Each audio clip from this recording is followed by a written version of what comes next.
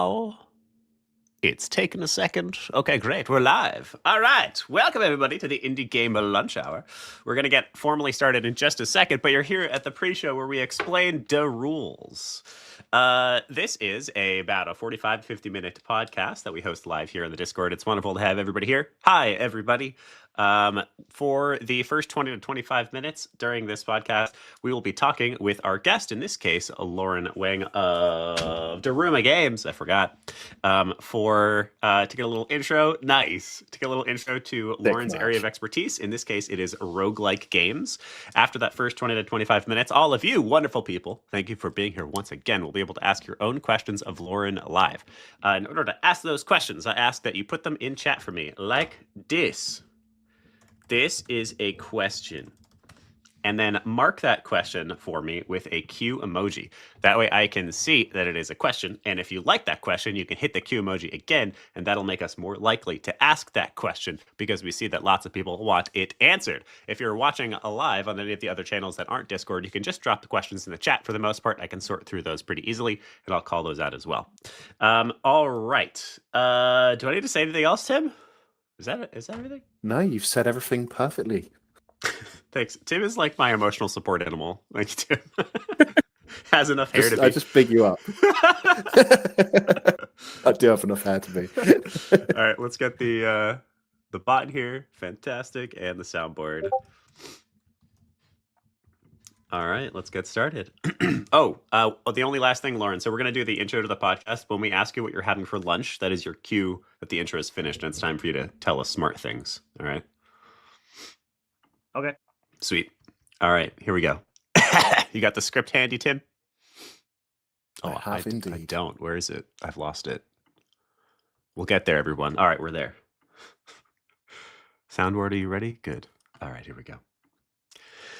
Welcome, indie game developers, to the Indie Game Lunch Hour, the best dang indie game podcast on the planet. Oh, wait, I did it wrong. No, stop. Shit. God damn it. Oh, hey, Tim, I've redone the script to make it a lot easier. Oh, I forgot you had to talk. All right, one more time. Thank you, Soundbot. We love you. We appreciate you. Okay, one more time. Are you ready? Here we go. Welcome, indie game developers, to the Indie Game Lunch Hour, the best dang indie game podcast on the planet. Today we're being joined by Loren Weng to talk about evolution in roguelike game design. Wow.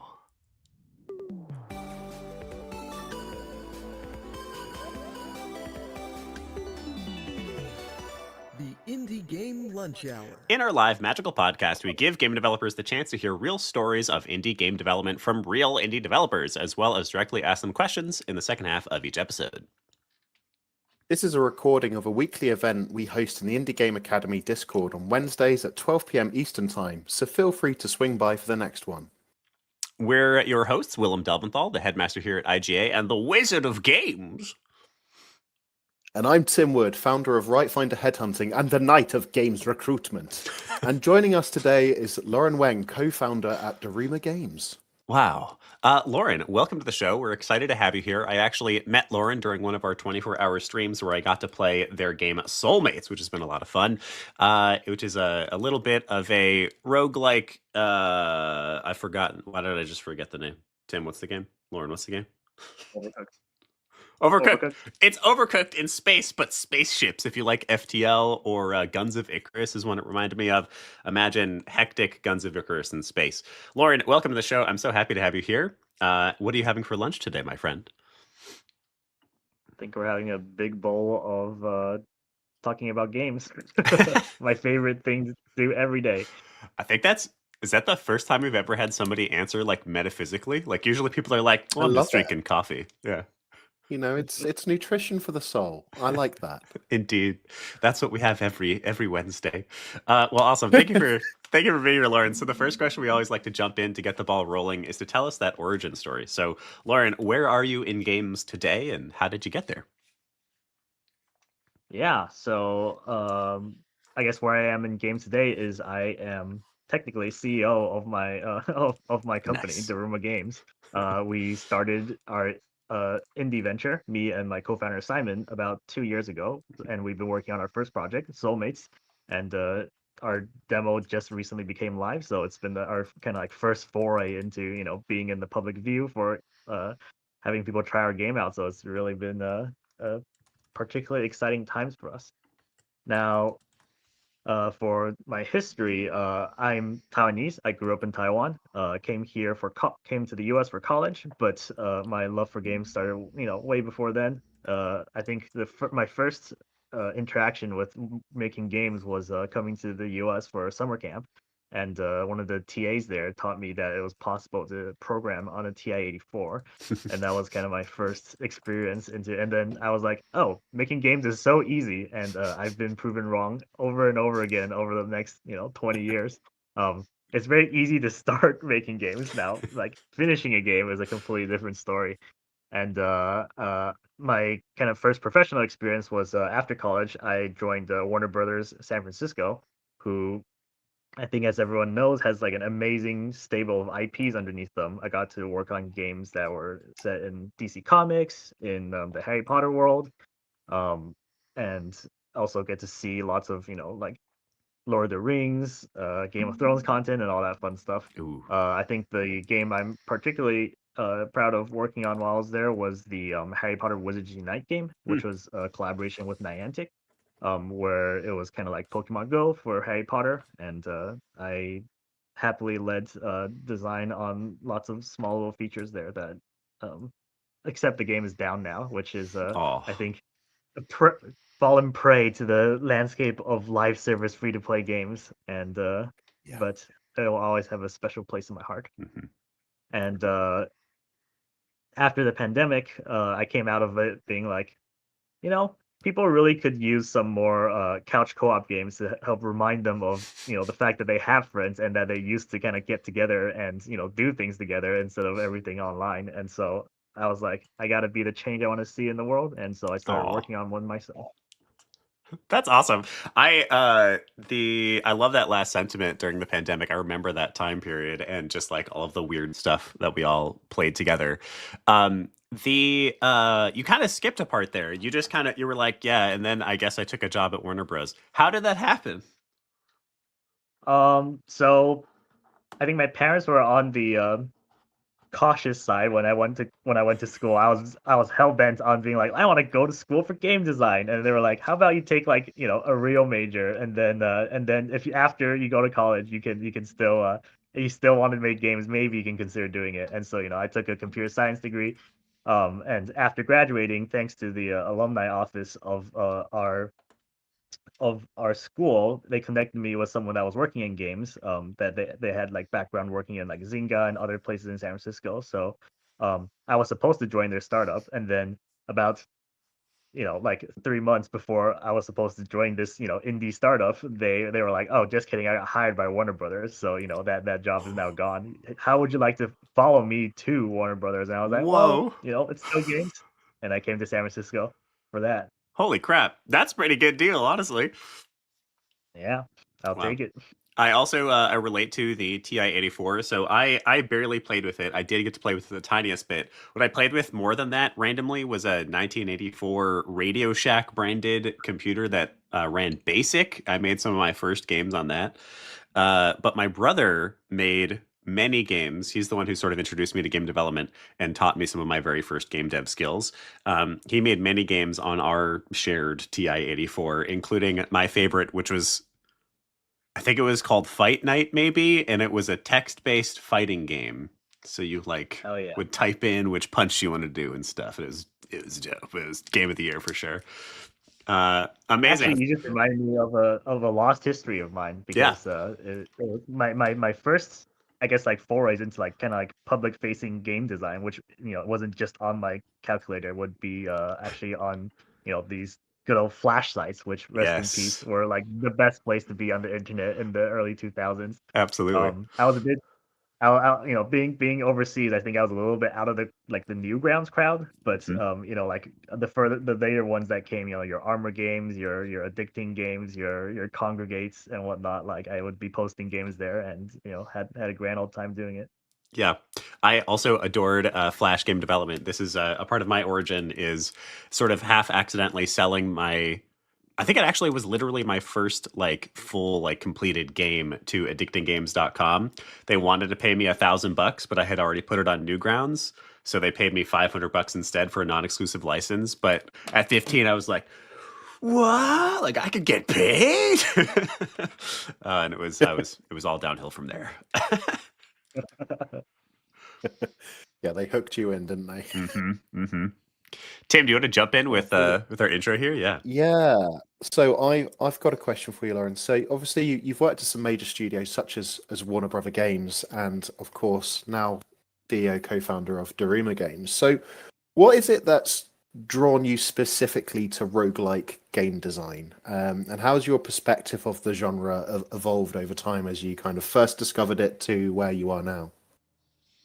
I think I'll talk. I think from a practical sense, what's been drawing me to it was that my trajectory that I always aimed for in games, and is kind of the trajectory I'm following now. The reason I joined a big game company was kind of gain experience and also gain the connections I needed to eventually one day have the people and the skills to like work on my own games in an indie sense.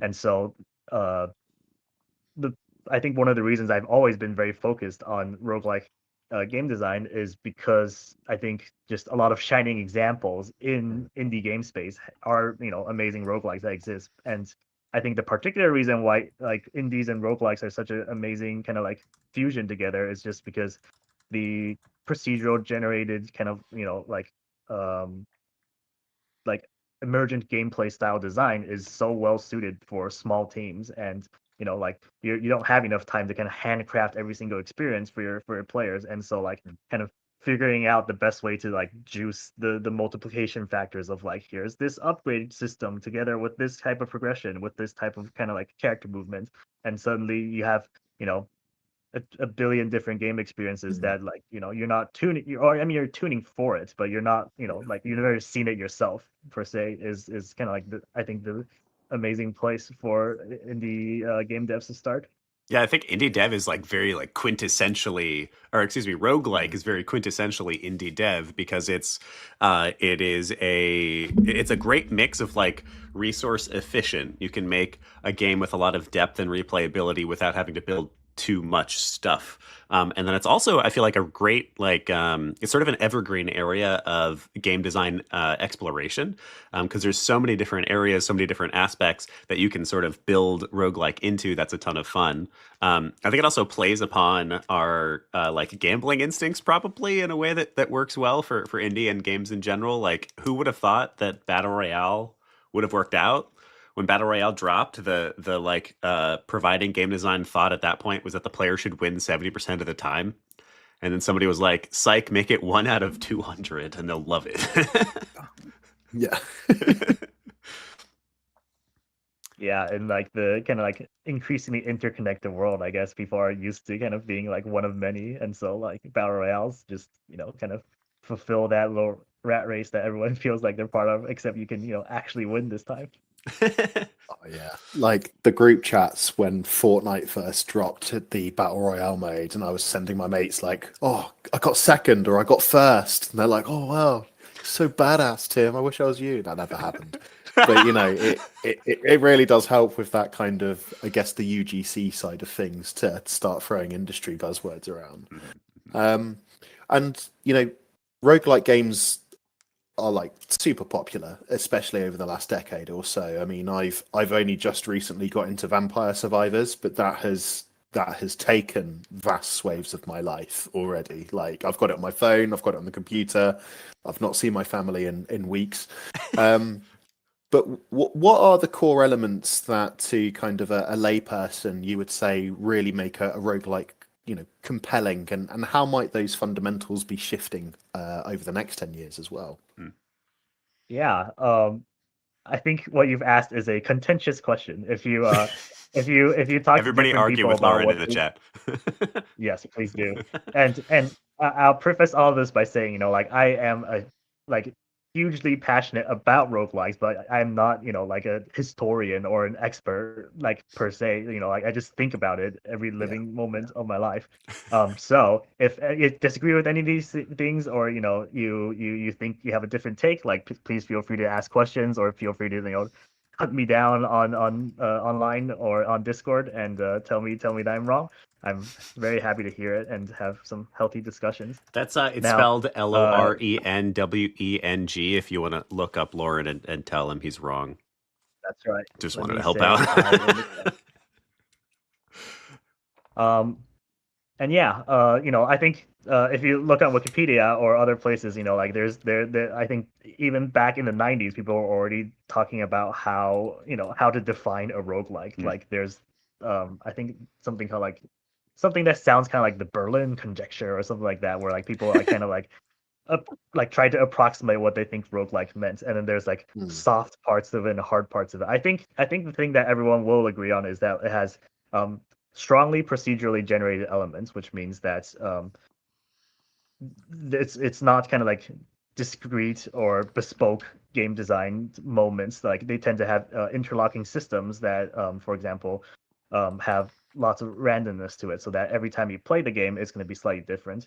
I think another very strong aspect of it is what people generally call permadeath, which would be when you're in the middle of like a gameplay run, or I guess run-based structure is also another term that people tend to use.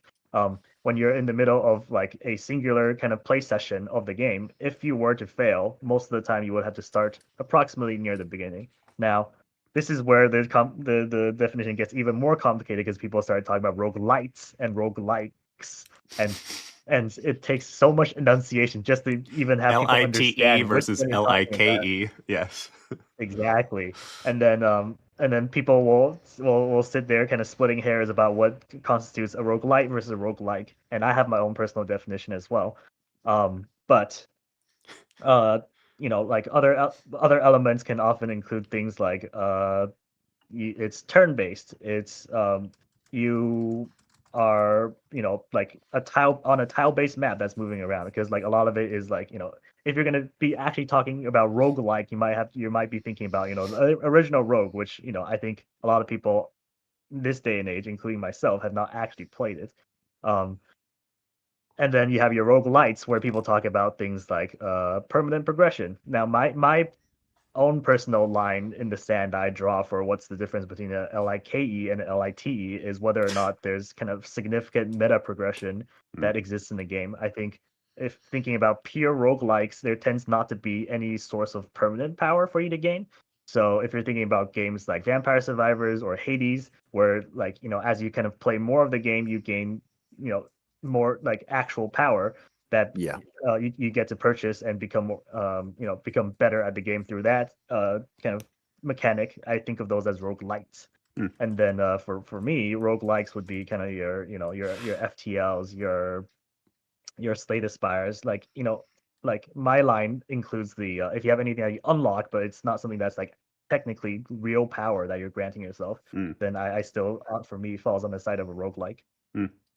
Interesting. I actually this is I'm a game designer, so I feel like I've done something wrong here. I don't really distinguish between roguelite versus roguelike, but now I feel like I competently can. Roguelite being you suggesting that roguelite including a meta progression, meaning you can power scale in between rounds. So the second time I play, I will be slightly more powerful. I am actually progressing the longer I play.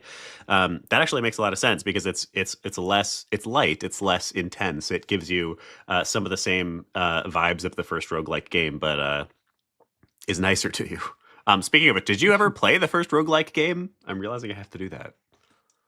I don't think I've ever met anyone that's actually played the original Rogue. I think we're Rogue, getting right? to the age where it's just literally Rogue. Yeah. I think a lot of people are like pretty familiar with the general mechanics that go into it, but it's a rarity these days, I think, for people to know the OG. Super fascinating. I have a so what I pulled out of that, the four that I heard from that was number one, some sort of procedural generation, number two, permadeath, number three, run-based structure, and number four, permanent progression if we're talking about a rogue light.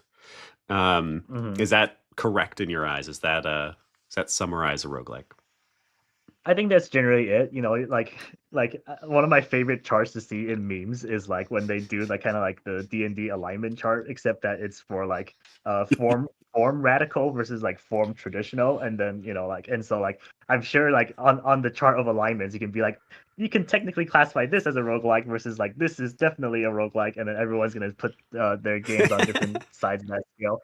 I think the number one most important thing is like kind of like the output of the gameplay that you see, and the output Mm. is kind of what I spoke to earlier, which is emergent gameplay. Like there's lots and lots and lots of amazing moments where like you get to do a thing that maybe no one else in the world has ever done before, because the kind of like all the different gameplay systems have come together to give you a specific specific seed on a specific side of build that you're going for, and then you've created a thing that is unique to you. Hmm. Fascinating. I have a little side question for you. I've been thinking about this lately. So, procedural generation is something that I ran into pretty early in my career and is like such a sort of powerful, fascinating, tricky tool for game developers. So, procedural generation, if somebody is unaware, is you creating some form of algorithm that creates content for your game. So, in the Borderlands games, you procedurally generate weapons by basically sticking together pre-generated parts into something that you can actually, fight with. There's a ton of games that have procedural map generation. No Man's Sky has procedural planet generation, where it's using an algorithm that the developer like pre-created, decided how this planet would get created, and that builds out a planet. So we're now in the age of LLMs, large language models, and AI. Is procedural generation on its last legs? Are we at the end of using ProcGen as a tool rather than using AI solutions? I personally don't think so. I think Mm, that's like games games are a way for this is the romantic part of me. It's a way for like the creator to like connect with their audience in a way that's like here's the intended experience that I wanted you to have, and then you're like I've received that, or it's like I reject your reality and replace it with my own. Adam Um, Savage. but but when it comes to LLMs, I think they're like amazing assist tool in writing code. Mhm. I personally disagree with its usage in art, which I think even major companies are struggling with that question nowadays. Yeah. For our game, we don't use any Gen AI, but you know, I think that's if you were to like just like use LLMs to like generate a game, you can't start that dialogue. Like there's no intent behind like what you were trying to create. Like sure, like like there's some that goes into the prompts that you engineer, but like it's only going to be able to kind of copy what's already there, and it's not going to Mhm. really be able to like generate something that really is kind of breaking ground. And we're talking about the evolution of roguelike game designs, so like it's good. Like your LLMs are going to be able to kind of like remix and recreate things that people have already created, but like for true evolution and reaching like new frontiers of fun, I think it's always going to be handmade. Mm. Is the so our Tim asked that question a little bit earlier about what makes for a proc gen game, and then what is the future of proc gen games. I'd love to get your thoughts on that second part. So what is in your mind? How will roguelikes change? You gave us the topic, the evolution of roguelike game design. What is the evolution? What can we expect in the next decade? Yeah. I like I'll talk a little bit about kind of like the I guess like recent-ish history of like things that have I guess changed in roguelike game design, and then I'll talk about what I think some parts of the frontier. Now there's like it's a massive frontier, so I'm not going to cover everything, but I'll talk about the things that I personally am interested in. So I think a lot of people in the chat have been talking about Slay the Spire being like their introductions to roguelike. I think for me that's also one of the earlier games that I experienced. Although if you're talking about like the early ones, I'd talk about games like Spelunky, Binding of Isaac, FTL, all favorites of mine, and like kind of like the early 2010s were kind of the first modern wave of like small indie teams kind of creating roguelike games that have still stuck around in the modern cultural consciousness. I think if once you go further back, we've gone to games that have generally been kind of like passed by as kind of like modern contenders for your attention. And by the time we reached Slay the Spire, I think we reached kind of like one of the first big modern milestones of like roguelike evolution, where I think Slay the Spire really was the popularization point of the roguelike deck builder. We have seen so many people cite kind of like inspirations from FTL, and so many games these days have taken like pages from kind of like roguelike deck builder mechanics from like AAA games. Like you look at your Back for Blood with like a deck system in there. You look at your AAA kind of gacha games nowadays, your ZZZs or your Wuthering Waves, and people are taking kind of like little bits and pieces of the deck building element. The other, I think, system that I don't know if there's a kind of unified name for it, but I always use Say Aspire's name for it, which is the Ascension system, where Mm. you have kind of like a crank your own heat um, and make it as spicy as you want type gameplay system is a thing that I feel like kind of Slay the Spire helped popularize. Where you look at a lot of uh, successor games, your Monster Trains, even your Hades, and like people have kind of like started started to adopt like or even your Balatros adopt like there's a baseline difficulty that come into the game, and then as you play the game more and more, you start unlocking higher and higher difficulty levels for yourself, so that but they're not necessary for you to enjoy the game. But for people that want a higher challenge, that exists. I think that's like those two kind of like ideas are things that kind of like stuck around in cultural consciousness since Slay the Spire. And then I think Hades to me is like another big step that I consider to be one of the frontiers of roguelike game design, which is storytelling in roguelikes. Mm. I think prior to Hades, like most of the time you see a lot of um like indirect world building per se. Like you can obviously fit lots of things like like Souls like style storytelling, where you have items and flavor text that like help you build like an image of what the world is. But in terms of a proper story that kind of like lives along with your playthrough progress and acknowledges the fact that you're restarting like a run over and over again, and then and then there's even like randomness to like the bits of story and still like telling a coherent story. I think Hades really pushed the volume on that, and I'm very much looking forward to uh where people try to go next. And I myself for Soulmates and also trying to kind of like lean more on like trying to use the roguelike vehicle to tell a story that makes sense in the context of you starting a run over and over again. Hmm. That sort of segues me perfectly.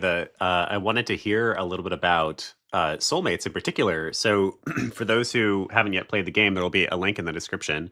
There's a free demo out right now.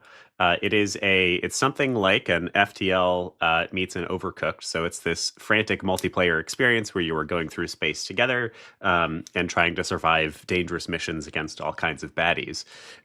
It's kind of interesting though. So we talked earlier about how the pandemic influenced you to want to make something that was just fun and airy and silly, but that compulsion sort of flies in the face of what roguelikes typically are. Roguelikes are typically like one of the core like emotional pillars of roguelikes is that they're frustrating. You get really far and you care about your character or your run or whatever, and then you die. And I think until a player is desensitized to that, it's a real hotbed for frustration. So tell me a little bit about this choice to create Soulmates and this choice to create something that's a little bit more silly, airy, and socially fun in a game genre that is not at all known for silly fun. I think that actually was going to be my next point was Mm. within the last couple of years we've seen like huge games that I think are reaching success on a scale that previous roguelikes had not hit. I'm talking about games like Balatros, games like Vampire Survivors, and I think that speaks to I think just a maturing of the game audience in kind of like their tolerance for, I guess, traditionally more hardcore mechanics. Mm. It really has opened up like the roguelike audience to become like more of a just to include like a larger group of people that has like more casual gameplay. I think uh recently we've been seeing like a surge in like gambling roguelikes, which I think largely is attributed to the poker kind of underpinnings of Balatro. And so uh to me it's not necessarily that I'm making the game easier. It's people have like gains that appetite for tackling, like the roguelike harder style content. Um, one of the things my mentor always used to say, and I'm gonna steal the words from him, is there's like a class of quote unquote really hard problems in game design, and some of them are kind of cursed. I think the particular one we've chosen to bear on this project is co-op roguelikes. I tend to think of as a very hard problem because kind of like the power fantasy and the procedural generation of roguelike um, sometimes goes at odds with the kind of cooperative gameplay where you end up with issues like someone becoming too powerful, and then now they're kind of quarterbacking your gameplay where like a single person, because like there's these very spiky spikes in power level in the game, is capable of kind of like killing everything, and everyone else can kind of just sit back and watch. um I haven't played that much of Risk of Rain 2, but I have seen like certain like kind of paradigms emerging games like that, and I think that's still something that hasn't been purely figured out in the design space. So to kind of like circumvent that issue for us in Soulmates, we kind of made it so that instead of like individual kind of player power, it's you're all managing a ship that is kind of gaining the upgrades that you go along the way, so that each of you kind of like act as cogs to make sure the roguelike machine keeps running, instead of everyone having like an internalized kind of power level that is being compared to each other. Interesting. The something I want to pull out there just for everybody who is on their game development journey. It took me a while to start thinking about the meta progression of gamers, as in how the entire industry's appetite for games changes over time, because that is absolutely a thing. So something you're pointing out here, we can all think of ourselves and how we developed as developers, excuse me, as players. I can remember playing Slay the Spire and getting so frustrated and like finally beating the first boss and being like, yeah, and then dying immediately in Act 2 and be like, ah! And at this point in time, like Slay the Spire is almost a cozy game to me, and so are most roguelikes. I have That's been right. permanently changed by this genre, so it's easy for me to identify that happened to me, but it's harder to think about the fact that the entire landscape has changed, that players are not used to roguelikes, and roguelikes are almost a more, maybe not cozy, but definitely a more comfortable, at least, genre. I think largely because of the indie efforts in the space.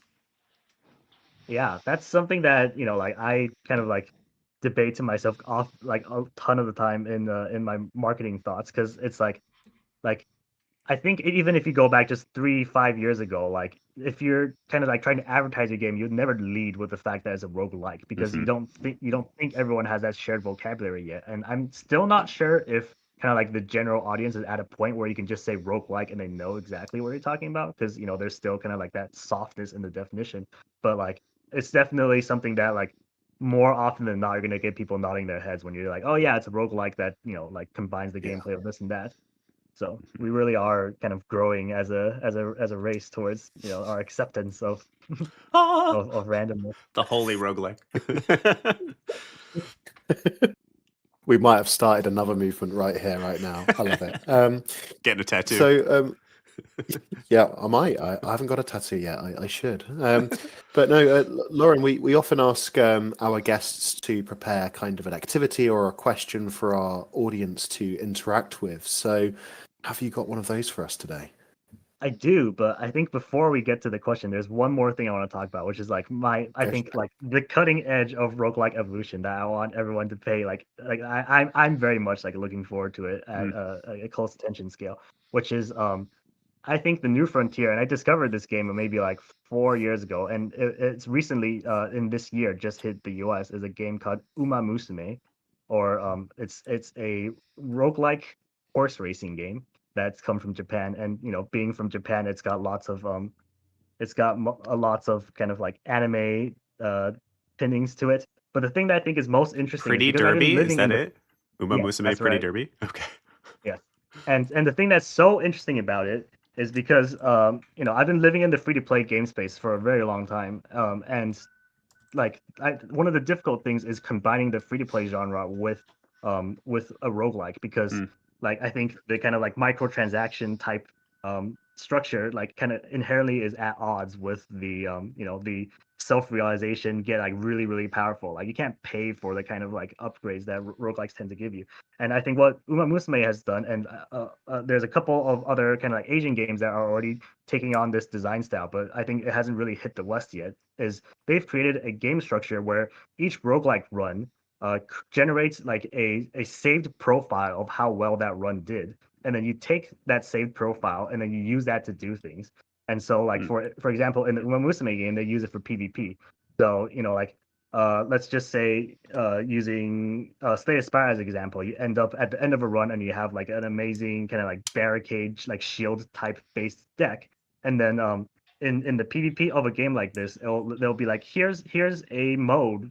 Here's a PvP mode where you have to bring in something that like fits this criteria, and then you take like that saved amazing run that you had, and then you bring it into like a subsequent thing, and so like it kind of like as you play more and more runs in the game, you start generating profiles that have kind of like different attributes to them, and then you can specifically play like the run in a way that generates like a save profile. You're like, I'm specifically taking this card because I know if like this run goes well, I'll have a save data that having like persistence after your run that cares about like how well you did in that run and like the like the things that you achieved is something that I think is just really like an amazing kind of evolution in roguelike gameplay. I'm very much looking forward to when like Western devs start adopting this style of gameplay.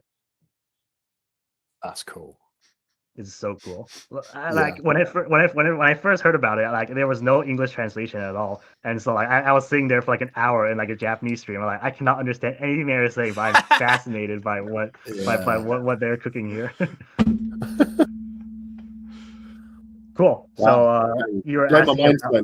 slightly there. But no, it's asking if you've got a like a question of the day or an activity for our lovely audience here today. Yes, and it's kind of like one of my favorite icebreaker questions for just friends and also my new friends in chat here is everyone I think has ideas cooking in their head about the games they want to make or the games they want to see, and I think an easy question is like it's X but roguelike, like in the same way that Balatro is, it's poker but roguelike, or like Noita is like it's the Falling Sands game but roguelike. Like if you can think of one, like what is a game that if you heard like it's X but roguelike, you'd immediately be like, I'm in. I don't even really care like what the gameplay is, but I'm already invested in what that is. I love that I as think like for Simon, like I was just gonna say sorry. so fill those out in the chat for us. This is an easy one. What would you be obsessed with if it was X but roguelike? Sorry to cut you off, Loren. Tell us what you got. Oh yeah, no problem. I think for Simon, my co-founder, it'd be like it's Tetris but roguelike. He'd be like, I'm immediately in. Or it's Minesweeper but roguelike. That's an indie success story waiting to happen right there. It's one of those like old school, early, simple games, but somehow gussied up with more modern mechanics like that. We're already seeing a bunch of them pop in. I feel like I have to make the joke, what if it's Chrono Trigger but roguelike? I don't know what that looks like, but I adore Chrono Trigger, so I would still buy it. I have no idea. What about you, Tim? What would you do? I've got two ideas. Number one, like I recently watched gameplay of FPS chess, which was hilarious. Every time you take a piece, those two pieces duel it out in like a gunfight. That's so awesome. maybe roguelike chess. But also just had the idea now, like something like GTA but roguelike. So you start off as a civilian, and then in your run, the more crimes you commit at a 5-star rating, you get a card for that that charge, and then that gives you a power set that you can use on your next run. So if you keep racking up like littering crimes, you get really good at littering and not getting caught for it, for example. I'm the jaywalking build. Yeah, a jaywalking speed run. Wow, that's pretty interesting. There's a bunch of good ones already coming in from chat. If you are listening to this podcast recording after the fact, I want you to give yourself a couple in the car or wherever the heck you're listening to this, at the gym. A couple of them are pretty fun. Mountain Blade, but roguelike. Interesting. Yeah, Mountain Blade's a sick game. I mean, I've got a couple more 100 hours to put into something like that. Let's do it. Or Hotline Miami roguelike. Oh yeah.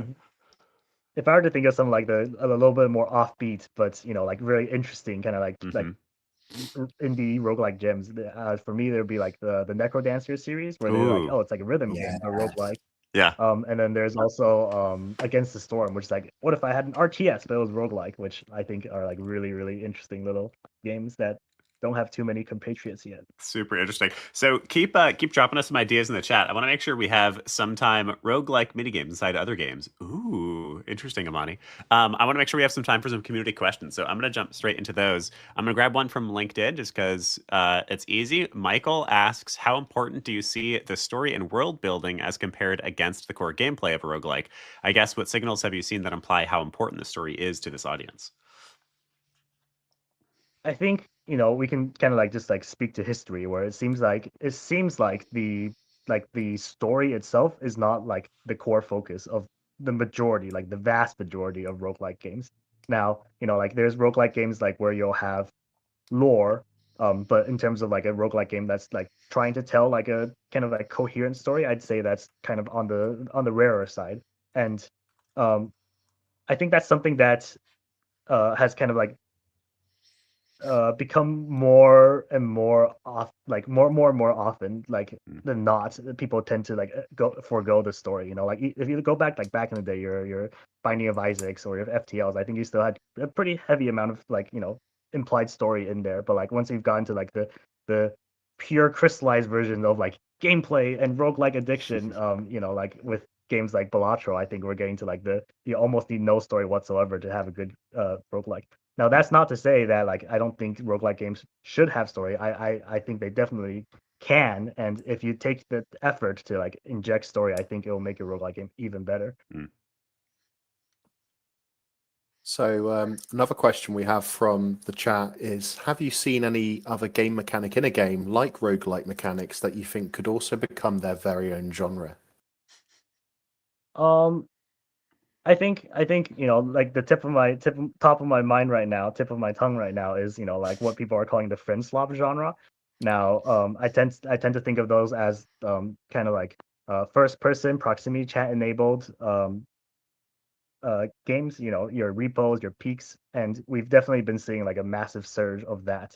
And I pay a lot of attention to it because we also work in the co-op space, and I think the forefront of like new cool things is just like people realizing that this new technology is now kind of easily accessible to indie game devs. You saw that with the battle royales, where Mm. like 100-person connections used to just not be feasible, and then now it's like, oh, easy to implement a proximity chat is now like something that's feasible. And so like I think people are there's still a lot of innovation space for people to explore in this kind of like emergent genre. I've been waiting for this question to get answered because I have a to be asked because I have an alternative one that hasn't blown up. Do you know what a Zelda randomizer is? I do. So I'm waiting for that to become its own genre. I don't know. So a Zelda randomizer, or just a randomizer. There's other games that do it, but I got introduced to it watching Ocarina of Time randomizers. The idea is basically all items that would be acquired in a chest. So your Megaton hammer, your Master Sword, whatever, or I guess Master Sword isn't in a chest. You get it. Are randomized. That's the typical way that they start. So one chest where I would normally get the Kokiri sword, now I get the boomerang, and I have to play through Zelda with the boomerang instead of the Kokiri sword. And it's fascinating. They have an algorithm that basically stops any, or at least for the most part, stops any hard locks. So you will always be able to solve and move forward. But instead of going through and doing the fire dungeon or doing the forest dungeon, you wind up doing like 3 rooms of the fire dungeon, getting stuck and going back to the forest dungeon and finding a chest over there that happens to get your next key for some other dungeon or whatever. I've been super fascinated by this, and one of those game ideas that I would love to build at some point would be something of an intentional randomizer where the world gets more and more chaotic. You build a short Zelda game that you play like 6 times, where the actual world gets more and more randomized over time. I feel like the randomizer mechanic, it's something just like a roguelike for that matter, but it's a little bit more specific, I guess. That could fit, I feel like, in a couple of different genres. I like that. Yeah. Just like a shuffled Yeah. Metroidvania, as Batunio points out. Yeah. Yeah, I think that's a pretty interesting point, and I think we've seen like maybe a little bit of that DNA in like games like Silksong or like Mm. modern day Metroidvanias, where I think the more traditional Metroidvanias tend to be relatively linear in the kind of like things that they want you to acquire in this order, so that you can kind of like progress the game in the way that they intend. And with like more and more speedrunners in our midst, like we've been seeing like people just sequence break things in all these new Metroidvanias. You're like, oh yeah, it turns out you never need double jump to even finish the game, and so I think we're moving towards that age. Yeah, I'm curious about it. All right, I have another one from Petunio. Petunio, as always, has some fantastic questions for us. Petunio says, what do you feel are the risks of turning an ongoing project into a roguelike? Should it happen? So of it is that you end up with losing sight of what you're trying to make.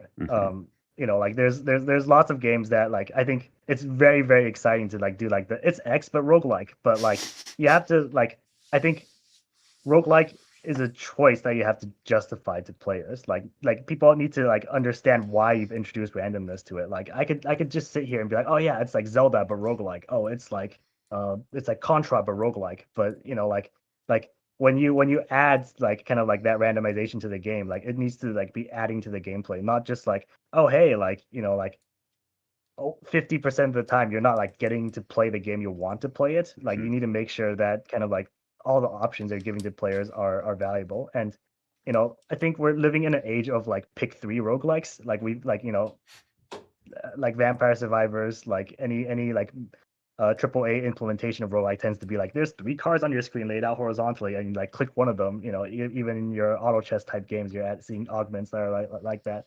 And uh like some people, like I think are like throwing in roguelike as like an afterthought, and it's something that like it should be core to the DNA. So like pivoting into roguelike, you have to like think really hard about like why are you trying to turn this game roguelike? Because if you can't come up with a good reason, there's probably like a reason why you didn't think of your game as a roguelike in the first place. Yeah, I think that's a great answer. I think it is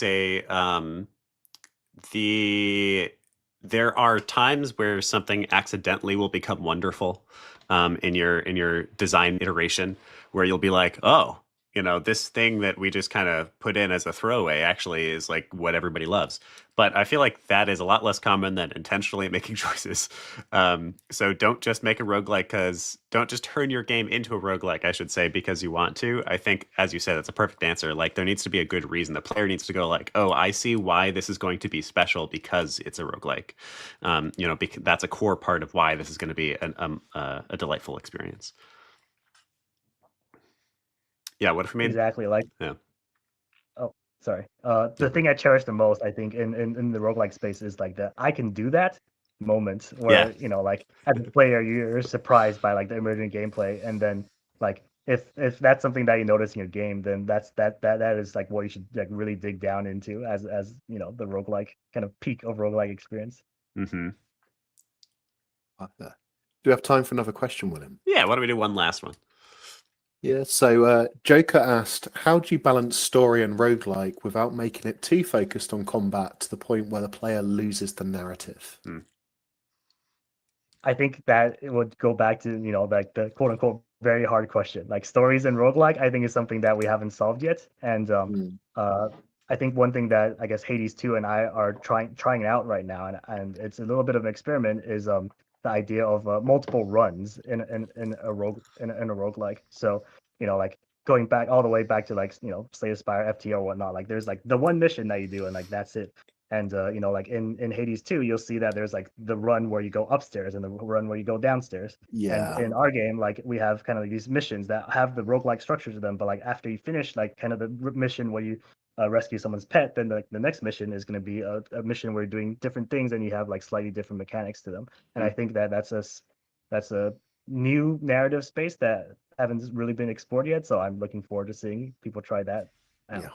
Yeah, it reminds me of how like From Software does narrative, where there are absolutely like real narrative beats, but a lot of the narrative happens just from playing the game and sort of experiencing the world. A lot of actual like contextual storytelling rather than direct storytelling, and getting those little bits and pieces that you put together yourself. That's almost like a satisfying way of creating a world. It's like a Blair Witch Project or something. Like, because you never see the monster, you get to decide what it is yourself. And in this case, because you're only getting little bits of the story at a time, you get to decide what this universe is, and slowly over time, you get your theories confirmed or denied. All right, I think that will wrap us up because we are coming to the end of our time. So before we go, we like to do two different things on this podcast. So, first of all, Loren, do you have some extra credit our listeners can do in the next week to apply what they may have learned here today? I think we actually did circle around the topic a little bit, but we haven't actually addressed it directly. So here's the question for extra credit: is what's something that traditional games or like non-roguelike games do that like roguelikes cannot do? I think figuring out that line is going to be like really powerful for you to like understand the strength of both roguelikes and the strength of non-roguelikes, like why you would choose one over the other. Perfect. So, you heard it there, folks. Think on that question. If you feel comfortable, maybe post the answer on LinkedIn or in our Discord. Tag us, tag Loren, so we can have a look at it and learn from you as well, perhaps.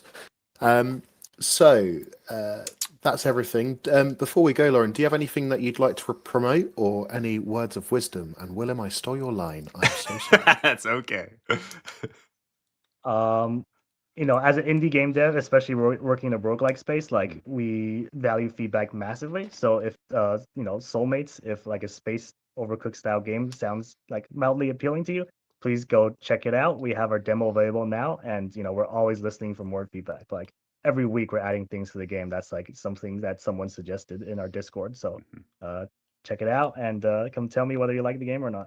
Sweet. The demo Brilliant. is already pretty fully fleshed out as well. It is already, of course, multiplayer. So you and a couple buddies can grab it and have a go. Go to space together. I think we should stream it sometime, Willem. I would love to. Let's do it. If you enjoyed today's episode, there will be links to join our Discord down below. We're here every single Wednesday at 12 p.m. Eastern Time. And anything else we mentioned in the episode will also be there in the link. There in the description. And I think we're actually off next week, if I'm not mistaken, right, Willem?